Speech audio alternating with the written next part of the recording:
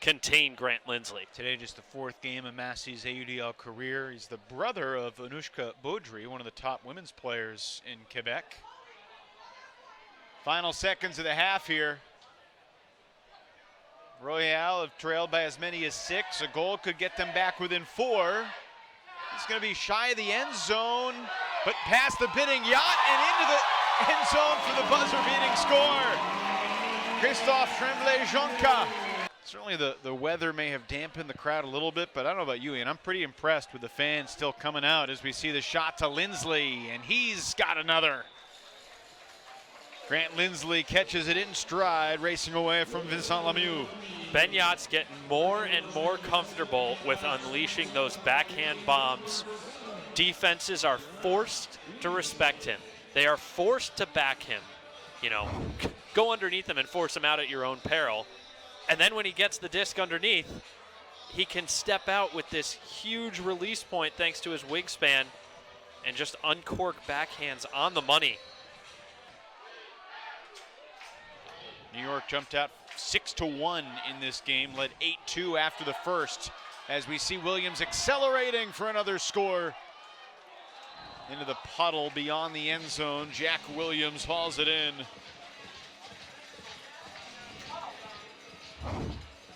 After an emotional weekend last week for Jack, returning to North Carolina, continuing his run of perfection with the Empire tonight, as New York's now 3-13 away from a 10-0 record. You could tell he wanted to be extra sure with this one. He knows there's a wet disc. He knows he's got a defender nearby. You gotta like the look of these Radicals marks early. They're all over the throwers, and again, though, Pavel in power position and just launches the hammer in a beauty cross field to Goff. And again, see, all you have to do is on the hammer, certainly that guy, but that is my kind of throw.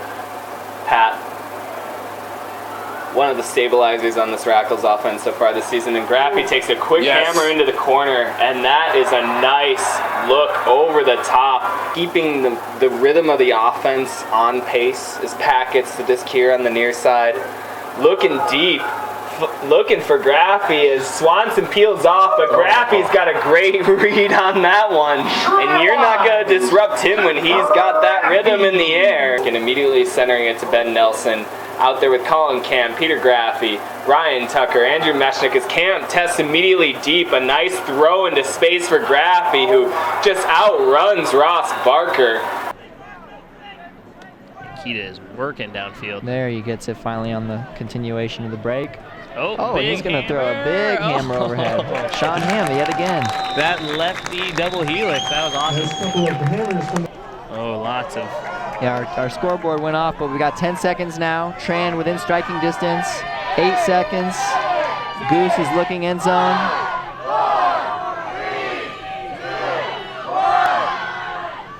Is that going to work? Oh my God! with another grab. That was amazing. I don't believe it. That was nuts. The Growlers worked it down for 30 seconds. Oh my goodness. Goose, Tran, and Okita. That's a sure thing for Matsuka, and it was. Talking about a sure thing, John Mass finds Edmonds, and he sees Max Shepard going deep, hesitates for a second. This one's going to have company. Ellison, Carpenter, but Shepard outdistances them all. And in the back of the end zone, there was never a hesitation on the part of Tom Edmonds.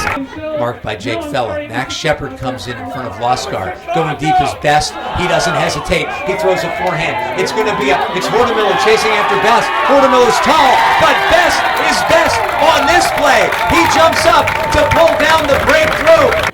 First time all game. Max Shepard coming in underneath as the other three cutters clear, and now he's got Jimmy Toll going deep. He's got company in the form of Miller and Ellison, but it doesn't matter because all they can do is watch in distress as Max Shepard backhand finds Jimmy Toll in the back of the end zone. But no good. You're starting to see a lot of these defenders booking it to get back on defense after Dallas turns that time. So Atlanta with the big huck. There's the float, and right into the breadbasket, Will Lindquist gets that score.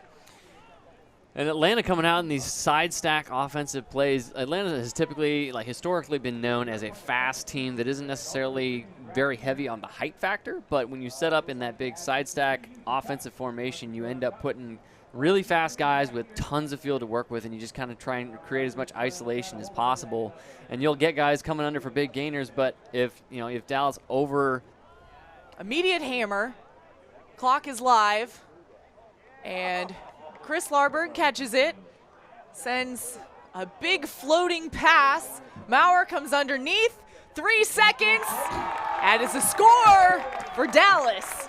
Didn't necessarily need to throw their greatest there, but took it anyways just to make sure he beat the clock to the punch. And Ben Lewis, knowing he was in position to be the next opportunity when the greatest comes out of Maurer's hands, it's just going right for Lewis. Lewis thought he would have to make a cut for this, but it ends up just coming right into him.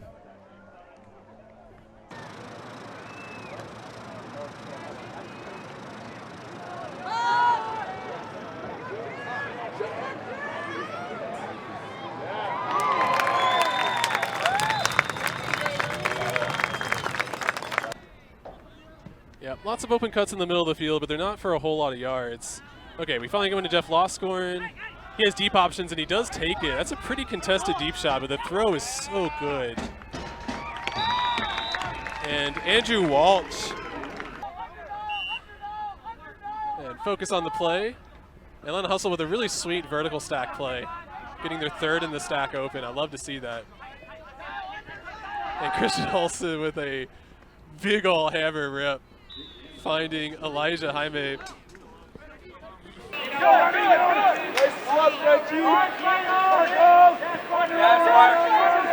Help me in!